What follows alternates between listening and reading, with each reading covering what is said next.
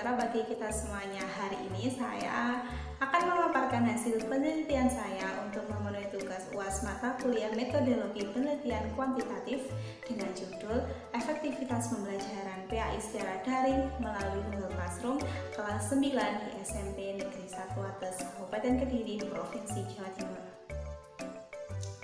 Perkenalkan, nama saya Fulatun Nabila dari kelas PAIE semester 5 UIN Maulana Malik Ibrahim Malang.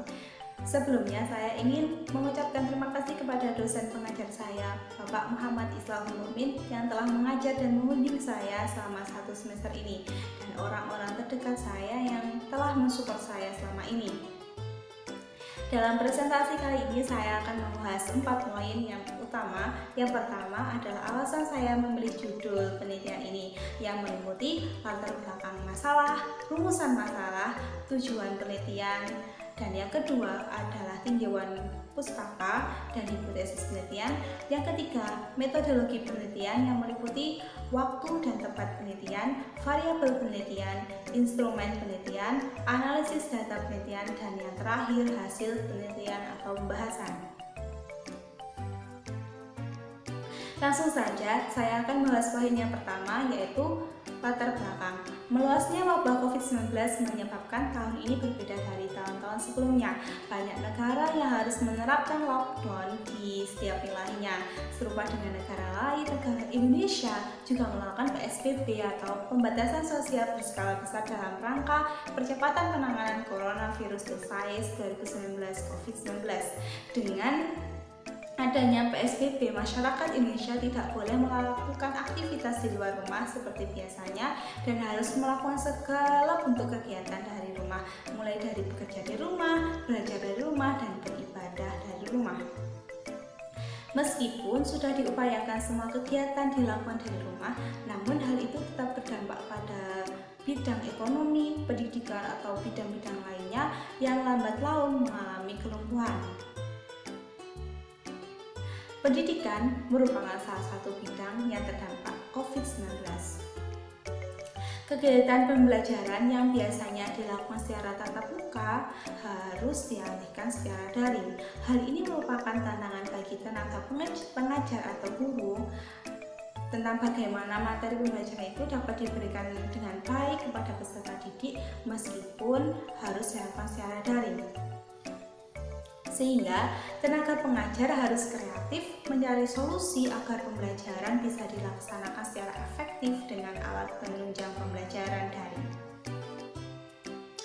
Sejak diberlakukannya PSBB sampai sekarang, SMP Negeri 1 Wates Kediri melakukan kegiatan pembelajaran melalui daring dengan menggunakan Google Classroom. Hal ini terpaksa dilakukan untuk memutus mata rantai penyebaran COVID-19 dan juga merupakan himbauan dari pemerintah untuk melaksanakan pembelajaran dalam masa darurat yang disebabkan COVID-19. Dari hasil wawancara saya dengan guru PAI di SMP Negeri 1 Wates Kediri, beliau mengatakan bahwa dalam melaksanakan kegiatan pembelajaran secara daring ini, tenaga pengajar berusaha membuat instrumen pembelajaran yang mudah dan lengkap, salah satunya dengan menggunakan Google Classroom. Setiap pembelajaran yang dipraktikkan sebaiknya dievaluasi untuk mengetahui keefektifan pembelajarannya. Sehubungan dengan hal-hal yang telah saya paparkan tadi, saya melakukan penelitian tentang efektivitas pembelajaran dari mata pelajaran PAI di sekolah tersebut. Pembelajaran PAI secara daring ini akan dianalisis keefektifannya berdasarkan aktivitas peserta didik dalam belajar, sehingga diharapkan melalui penelitian ini dapat menambah wawasan, pengetahuan, dan evaluasi bagi tenaga pengajar dalam mengajar.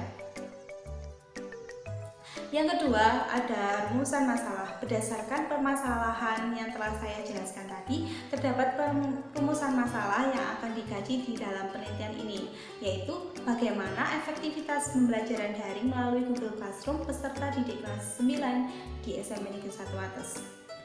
Yang ketiga, ada tujuan penelitian. Merujuk pada rumusan masalah tadi, Maka tujuan yang ingin ditemukan dalam penelitian ini adalah untuk mengetahui efektivitas pembelajaran daring melalui Google Classroom peserta didik kelas 9 di SMP Negeri 1 Wates.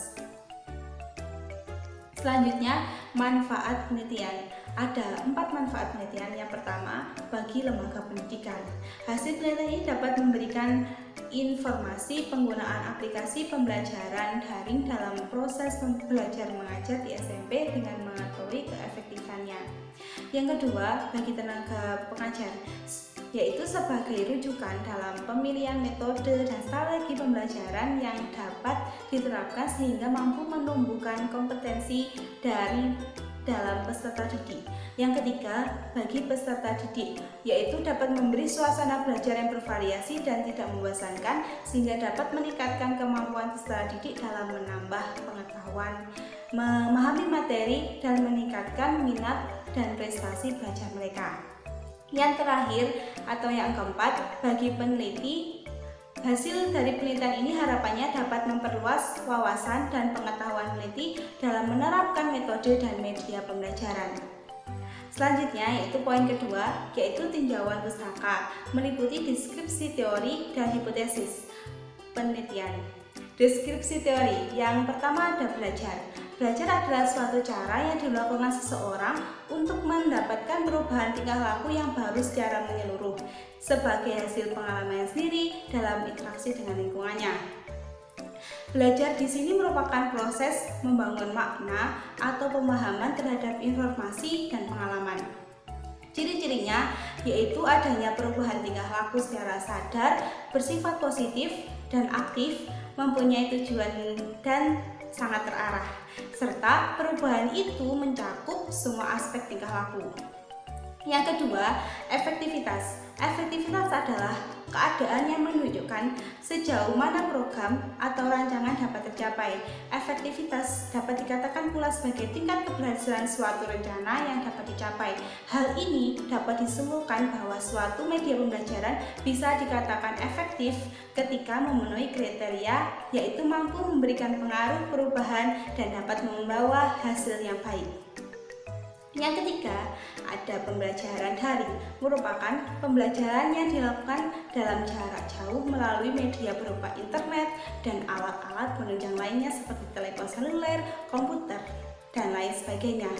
Menurut Brown, secara sederhana, pembelajaran elektronik atau pembelajaran online merupakan kegiatan pembelajaran yang memanfaatkan jaringan sebagai metode penyampaian interaksi dan fasilitasi serta didukung oleh berbagai bentuk layanan belajar lainnya. Yang keempat, pendidikan agama Islam adalah upaya sadar dan terencana dalam menyiapkan peserta didik untuk mengenal, memahami, menghayati, hingga mengimani ajaran agama Islam dibarengi dengan tuntunan untuk menghormati penganut agama lain dalam hubungannya dengan kerukunan antar umat beragama sehingga terwujud kesatuan dan persatuan bangsa. Yang kelima adalah media pembelajaran, merupakan segala sesuatu yang baik berupa fisik maupun teknis dalam proses pembelajaran yang dapat membantu guru untuk mempermudah dalam menyampaikan materi pembelajaran kepada peserta didik sehingga memudahkan pencapaian tujuan pembelajaran yang telah dirumuskan. Media pembelajaran digunakan untuk merangsang peserta didik agar memahami suatu mata pelajaran dalam proses pembelajaran. Di dalam pembelajaran, tenaga pendidik dan peserta didik akan mencari suatu persoalan yang mana yang baik dan mana yang buruk. Jika setelah selesai pembelajaran mereka telah menemukan, berarti pembelajaran itu bisa dikatakan berhasil, begitu juga sebaliknya. Yang keenam, ada Google Classroom, yaitu salah satu pembelajaran e-learning yang menggunakan WebCity. Sebuah aplikasi yang memungkinkan terciptanya ruang kelas di dunia maya. Dengan menggunakan Google Classroom ini, harapannya mampu memberi kemudahan dalam dunia pendidikan. Karena Google Classroom ini dapat diakses kapan saja, di mana saja, dan dapat dihubungkan antara tenaga pengajar dan peserta didik saat di luar maupun di dalam kelas. Tenaga pengajar dan peserta didik dapat menggunakan aplikasi ini sebagai sarana distribusi tugas, mengumpulkan tugas, menilai tugas yang dikumpulkan, dan lain sebagainya. Selanjutnya ada hipotesis penelitian. Di sini saya merumuskan hipotesisnya, yaitu HO, tidak terdapat efektivitas pembelajaran PAI secara daring melalui Google Classroom, dan HI, terdapat efektivitas pembelajaran PAI secara daring melalui Google Classroom. Poin yang ketiga yaitu metodologi penelitiannya. Yang pertama, ada pendekatan dan jenis penelitian. Berdasarkan masalah dan tujuan yang sudah saya jelaskan sebelumnya, maka penelitian ini akan menjelaskan tentang efektivitas pembelajaran daring mata pelajaran PAI melalui Google Classroom kelas 9 SMP Negeri 1 Atas Kediri. Saya memilih menggunakan penelitian kuantitatif deskriptif, yang mana penelitian kuantitatif merupakan penelitian yang sistematis, yang terstruktur dan terencana dari awal hingga akhir. Yang kedua, ada variabel penelitian. Variabel penelitian dalam penelitian ini adalah efektivitas pembelajaran daring, dan bentuk variabelnya adalah variabel tunggal, yang artinya tidak mencari pengaruh atau hubungan variabel lain, tetapi bermaksud mendeskripsikan tentang efektivitas pembelajaran daring mata pelajaran PAI melalui Google Classroom kelas 9 SMP Negeri 1 Atas Kediri. Yang ketiga, ada populasi dan sampel. Populasi merupakan semua dari objek penelitian berupa makhluk hidup, peristiwa, sikap, dan sebagainya sebagai objek dapat menjadi sumber data penelitian. Untuk itu saya memilih populasinya, yaitu seluruh siswa kelas 9 SMP Negeri 1 Atas yang berjumlah 314 orang yang terbagi menjadi 10 kelas. Sampel penelitiannya, pengambilan sampel di sini berdasarkan keadaan sampel yang homogen. Maka dari itu saya menggunakan sampel purposif, merupakan sampel yang ditarik dengan sengaja yang dikhususkan untuk peserta didik, yaitu dengan teknik simple random sampling. Apabila subjek yang diteliti kurang dari 100, maka lebih baik diambil seluruhnya, sehingga penelitian disebut dengan penelitian populasi. Namun jumlah subjek yang diteliti besar atau sangat banyak, maka dapat diambil antara 10% sampai 15%, 20% sampai 25% atau lebih. Jadi saya mengambil sampel sebagai subjek sebanyak 79 peserta didik. Yang keempat ada lokasi dan penelitian. Lokasi dan waktu penelitian. Sesuai dengan hasil observasi yang saya lakukan, saya mendapat gambaran tentang keberadaan SMP Negeri 1 Atas, sehingga penelitian dilakukan di sana. Alasan dipilihnya lembaga ini sebagai tempat penelitian karena menarik untuk teliti, kegiatan belajar mengajarnya yang dilakukan secara daring sehingga berkaitan dengan topik yang akan saya teliti, serta lokasi yang begitu dekat dengan domisili saya sehingga sangat terjangkau untuk dijadikan lokasi penelitian. Pelaksanaan penelitian ini dilakukan pada tanggal 14 November sampai 25 November 2020. Yang kelima, ada teknik pengumpulan data. Ada tiga teknik pengumpulan data, yaitu yang pertama, observasi, merupakan pengamatan dan pencatatan secara sistematik yang terdiri dari unsur-unsur yang muncul dalam suatu gejala-gejala di dalam objek penelitian. Adapun hasil daripada observasi nantinya akan dilaporkan dalam sebuah laporan yang disusun secara sistematis dan sesuai dengan aturan. Yang kedua, ada angket atau kuesioner, merupakan cara dalam mengumpulkan data secara tidak langsung. Peneliti tidak langsung melakukan wawancara dengan responden. Pengumpulan data angket ini dilakukan dengan cara memberi beberapa pernyataan atau pertanyaan tertulis yang nantinya akan dijawab oleh responden. Angket ini salah satu teknik pengumpulan data yang efisien jika peneliti sudah tahu pasti variabel yang akan peneliti ukur dan tahu apa yang diharapkan responden. Dalam penelitian ini menggunakan angket tertutup, terbuka, dan semi terbuka yang sifatnya jelas dan konkret. Angket ini didistribusikan dalam bentuk komputer, kuesioner atau angket online karena lebih dapat menghemat biaya, waktu, dan situasi saat ini yang tidak memungkinkan bertatap muka langsung. Yang ketiga, ada wawancara. Wawancara merupakan kegiatan tanya jawab antara satu orang dengan orang lain atau antara penanya dengan narasumber untuk memperoleh suatu informasi atau data. Yang keenam, ada instrumen penelitian. Adalah serangkaian komponen dalam penelitian data yang digunakan dalam penelitian. Instrumen penelitian ini menggunakan kuesioner yang berisi jenis pertanyaan tertutup, semi tertutup, dan terbuka yang dibagikan menggunakan Google Form melalui grup WhatsApp kelas. Analisis datanya menggunakan statistik deskriptif dengan bantuan komputerisasi. Yang ketujuh, data dan sumber data. Data merupakan keterangan informasi yang berkaitan dengan tujuan penelitian dan dapat dijadikan dasar dari analisis atau kesimpulan. Data didapatkan langsung dari responden dengan cara membagikan link kuesioner daring berupa Google Form. Poin keempat yaitu hasil penelitian atau pembahasan. Yang pertama, ada karakteristik penelitian. Jumlah responden dalam penelitian ini sebanyak 79 peserta didik yang beragama Islam kelas 9 SMP Negeri 1 Wates.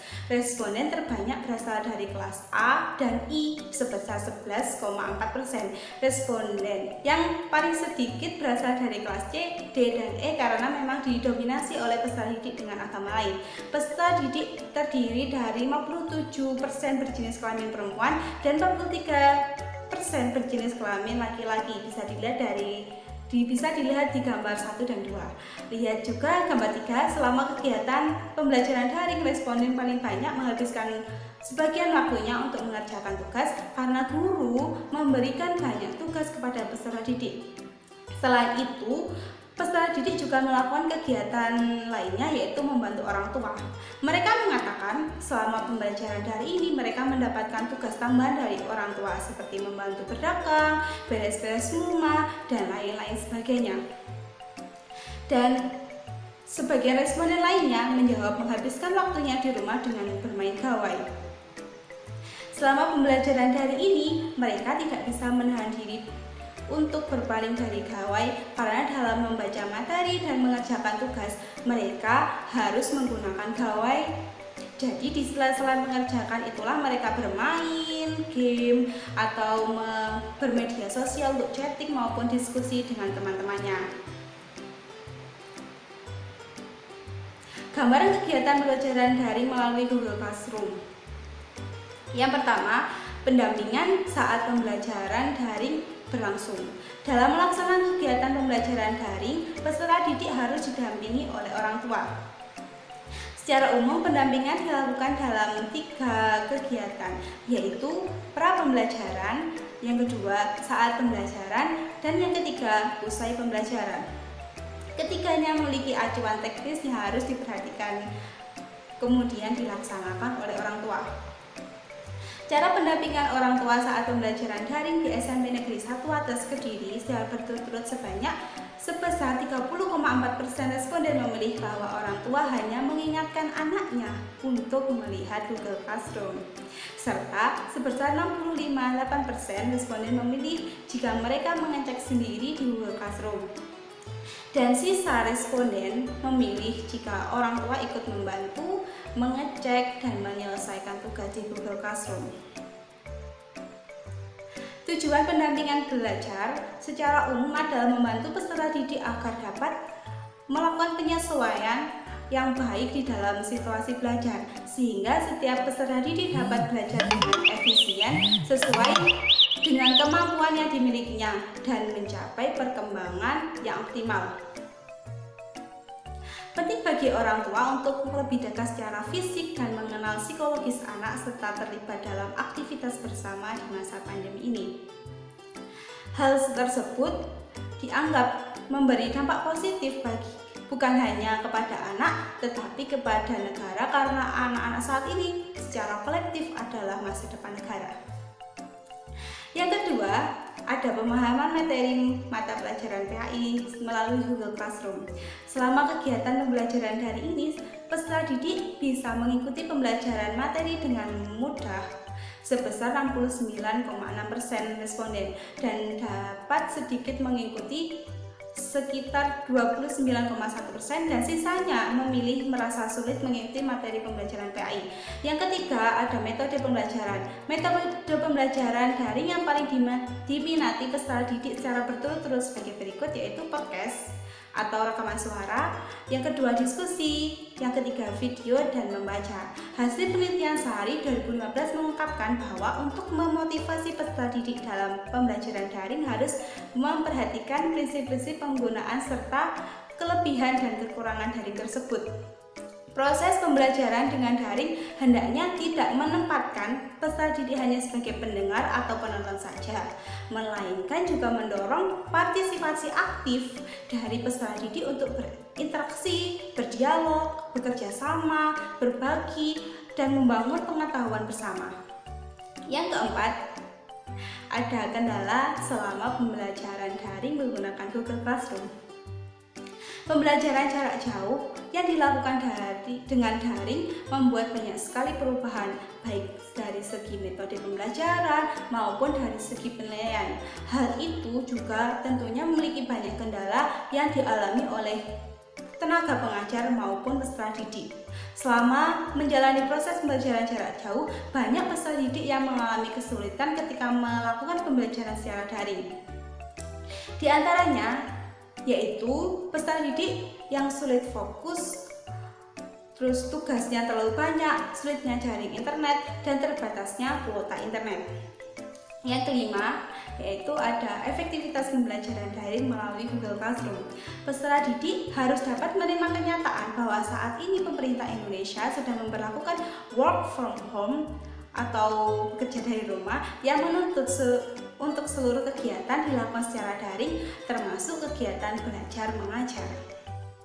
Peserta didik yang menilai pembelajaran PAI menggunakan Google Classroom efektif sebanyak 75% dan sebagian besar mereka menilai tidak efektif. Penggunaan Google Classroom untuk pembelajaran daring memungkinkan peserta didik untuk memiliki semangat yang tinggi untuk belajar dan mengerjakan tugas. Menurut Puspitasari dalam penelitiannya tahun 2018 menunjukkan bahwa terdapat pengaruh yang signifikan penggunaan media pembelajaran terhadap motivasi peserta didik. Begitu pula hasil penelitian Aurora dan Effendi tahun 2019 juga menunjukkan bahwa terdapat pengaruh yang positif dan signifikan antara penggunaan media pembelajaran e-learning dengan motivasi belajar mahasiswa. Terakhir, saran agar pembelajaran PAI secara daring bisa lebih efektif. Yang pertama, beberapa saran yang diberikan responden agar pembelajaran PAI secara daring melalui Google Classroom bisa lebih efektif. Pertama, pemberian materi pembelajarannya ringkas. Pemberian materi dengan diringkas memudahkan peserta didik pada saat belajar di rumah. Yang kedua, minimalisir mengirim materi dalam bentuk video berat untuk menghemat kuota. Meskipun dari pemerintah sudah memberikan subsidi kuota bagi pelajar, namun kuota itu tidak dapat digunakan untuk melihat video-video yang biasa guru bagikan melalui YouTube atau platform-platform lainnya. Pada akhirnya, peserta didik terpaksa membeli kuota reguler sendiri. Yang ketiga, pemilihan materi dalam video harus dengan bahasa yang mudah dipahami. Yang keempat, tetap memberikan materi sebelum penugasan atau sebelum ujian. Yang kelima, pemberian tugas harus disertakan dengan cara kerjanya agar peserta didik tidak kebingungan dalam mengerjakan. Yang keenam, memberikan tugas sesuai dengan jadwal pembelajaran dan mengurangi tugas. Pembelajaran daring di samping sisi memiliki kekurangan, namun pembelajaran daring tetap yang terbaik ketika diterapkan pada saat situasi darurat seperti sekarang ini. Meskipun peserta didik lebih menyukai pembelajaran luring, namun mereka menerima kenyataan pembelajaran daring sebagai konsekuensi peraturan dari pemerintah. Hal tersebut membuat mereka semakin sering menggunakan gawai untuk mengerjakan tugas pembelajaran. Sekian dari saya, mohon maaf apabila ada kesalahan dan Semoga teman-teman semuanya selalu diberi kesehatan dimanapun berada. Sekian, wassalamualaikum warahmatullahi wabarakatuh. Sampai jumpa.